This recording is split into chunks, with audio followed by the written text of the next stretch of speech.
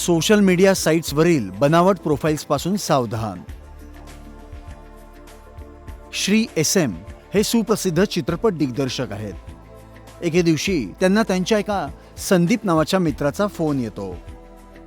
Hello SM. Sandeep, कसा आहेस तू? मी ठीक आहे. नुकताच फेसबुकवर तुझ्या येणाऱ्या चित्रपटाचा ट्रेलर पाहिला. शूटिंगच्या ठिकाणचे फोटो सुद्धा फारच सुंदर आहेत. काय? पण हे सगळं तुला कसं माहिती? मी तर हे अधिकृतपणे कुणाशी शेअर केलेलं नाहीये.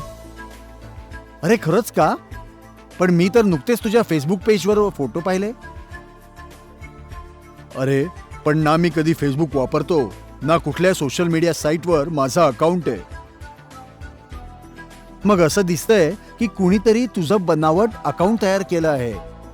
हे खूप गंभीर आहे आणि तू ताबडतोब सायबर सेलशी या संदर्भात संपर्क केला पाहिजे.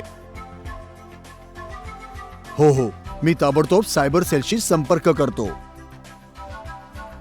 आपल्या देशातील कायद्यांनुसार कोणत्याही सोशल मीडिया प्लॅटफॉर्मवर एखाद्या व्यक्तीच्या नावाने बनावट अकाउंट तयार करणे हा गुन्हा आहे.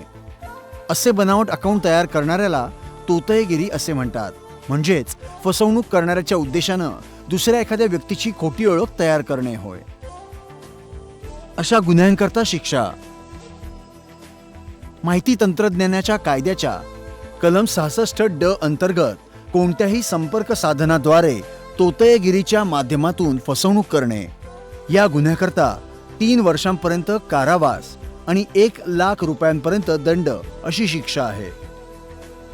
भारतीय दंड संहितेचे कलम 417 अंतर्गत तोतयेगिरीद्वारे फसवणूक करणे हे 1 वर्षापर्यंत कारावास किंवा दंड किंवा दोन्ही अशा शिक्षेस पात्र आहे.